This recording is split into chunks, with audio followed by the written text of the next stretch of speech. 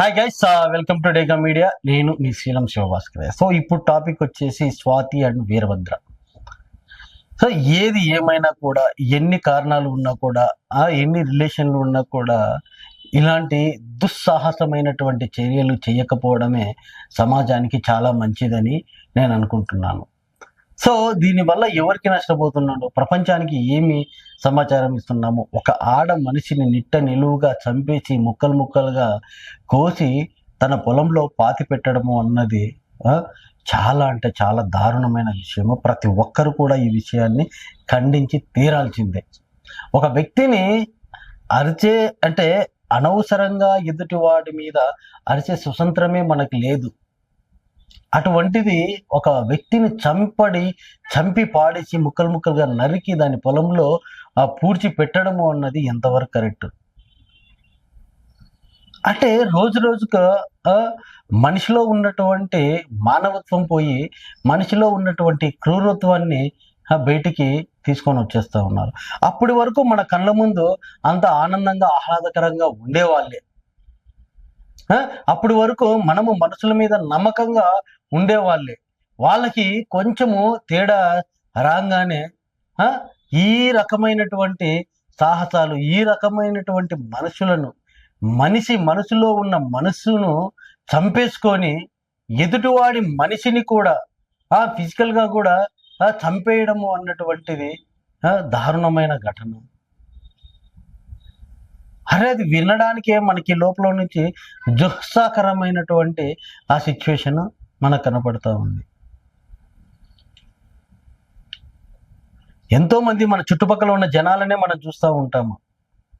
వాళ్ళ అవసరాలు తీర్చుకోవడానికి ఎదుటి వారిని మాటలతోటి ఎంతటి దూరమైనా పోయి ఆ మాటలతోటి తూటా లాంటి మాటలు వదిలి మనసును గాయపరిచి వాళ్ళు సునకానందాన్ని పొందుతూ ఉంటారు.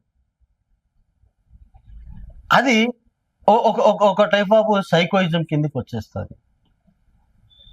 మరి ఇలాంటి అంటే చంపడము అన్నప్పుడు ఇది ఏ సైకోయిజం కిందకి వస్తుందో అర్థం కావట్లేదు. మళ్ళా ఆడ అలా చంపుతా ఉంటే కనుక వాళ్ళకి వేరే వాళ్ళు పక్కన ఉండి హెల్ప్ చేస్తూ ఉన్నారంట.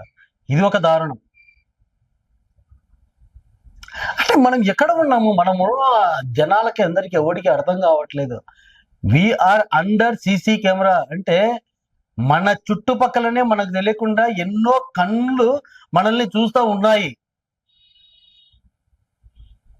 ఏదో నేను చేసేసినాను, చంపేసినాను, ముక్కలు ముక్కలుగా నరికేసినాను, ఒక గోనె సంచులు వేసుకున్నాను, ఎత్తుకపోయి ఎవరు ఇట్లా చూసి ఎవరు నాకు కనపడట్లేదు భూమిలో పాతి పెడదామంటే కుదరని పని.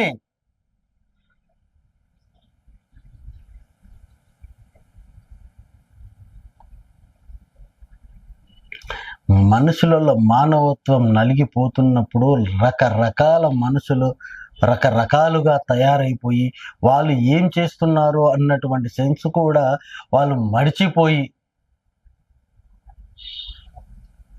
క్షణిక ఆవేశానికి ఇప్పుడు చంపి బందులో పాడేసినారు, బందులో పెట్టేసినారు, అన్ని చేసినారు, తెలిసింది. ఇప్పుడు చంపిన వాళ్ళు ఎక్కడ పోవాలి? జైలుకు వెళ్ళాలి. ఎంత జైలుకు వెళ్ళినా కూడా వాడు బతికే ఉంటాడు కదా. ఒక వ్యక్తి మరణాన్ని శాసించడానికి నువ్వెవరు? నువ్వు కాదు కదా. నీకేవో చిన్న మనస్పర్ధలు వస్తే దాన్ని ఆసరాగా తీసుకొని నేను బలవంతుణ్ణి తను బలహీనురాలు అనుకొని ఆ విధంగా చంపడము, చంపి పెట్టడము ఎంతవరకు?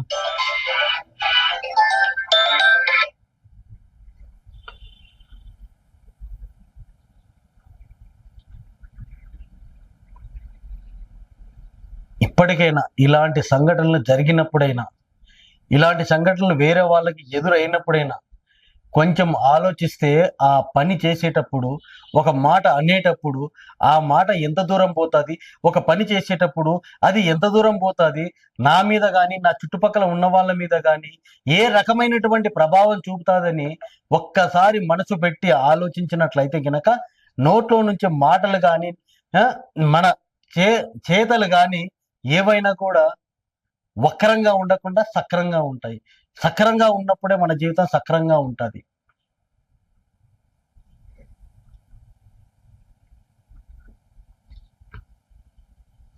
జై హింద్.